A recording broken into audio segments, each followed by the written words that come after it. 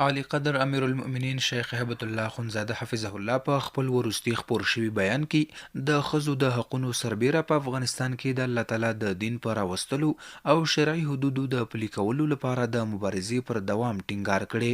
امیر المؤمنین حفظه الله زیاته کړي په افغانستان کې د غرب پر وړاندې د مبارزې او د هغوی له ماتې وروسته د شرعي حدودو د پلي کولو او د الله تعالی د دین او شریعت د نافذولو لپاره خپلې مبارزې ته دوام ورکوو.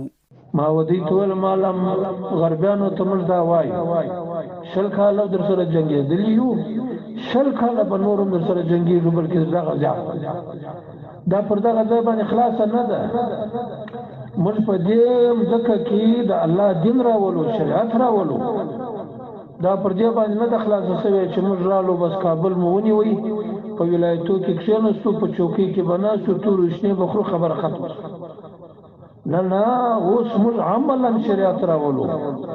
امیر المؤمنین حفظه الله د خپلو خبرو پر دوام په افغانستان کې د شرعي حدودو په پلي کولو ټینګار وکړ او زیاته یې کړه موږ د الله حدود نافذوو. دا به ته وایې چې دا د ښځو د حقوقو پایماله کېدل چې په ډبرو ولې سبا به موږ د زنا حد تطبیقوو په عام محضر کې به ښځې په ډبرو باندې وړو رجم کوو. بیا سبا به موږ د الله حدود نافذوو په درو باندې به وهل کو په عام محضر کې. دا ټول ستا د دیموکراسۍ خلاف دي. پر دې هر یو به ستا مقابله روانه. تم د انسانیت ته نجات دعوه ګیرې زه هم د انسانیت ته نجات دعوه ګیرم. تم د ټول انسانیت دعوه کوي چې زه آزادوم زه هم کوم. زه د الله په نمایندګي کوم چې د شیطان په نمایندګي کوي. الله ان حزب الله هم الغالبون. دا د الله حزب غالب. همداراز یې ښځو ته د غرب او دیموکراسۍ له لوري ورکړي حقوق تر سوال لاندې راوستل او زیاته یې کړه چې علما به د دې پر وړاندې مبارزه کوي. حیوان په حیث باندې استعمال کړه د ښځې دپاره د حیوان او د انسان فرق مه کوه. دا ستا حقوق دي. نن به دا غربیانو چې حقوق ښځو تور کړي دي دغه حقوق نن غواړي. دا د ښځو حقوق دي. دا بشر دوستي ده چې غرب یې غواړي. د غرب خلاف به علما مقابله کوي. دا د دې د دیموکراسۍ خلاف به علما مقابله کوي. دا نن علما و چې دلته دیموکراسي په ځکه نه نېسته. دا نن علما و چې نن دلته د غرب بیړۍ ورغرقه کړه. دا نه ده. دا مجاهدینو چې پرون قربانۍ ورکړي دي نن به هم قربانۍ ته روان دي.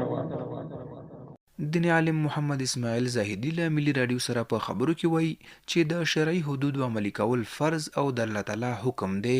د امیر المؤمنین حفظه الله ورعاء دا فرمان چې حدود به قایمیږي هغه که حد په زنا کې وي که په قذف کې وي که په سرقه کې وي که په قطع طریقو باندې وي او همدارنګه که په شراب خورو باندې وي.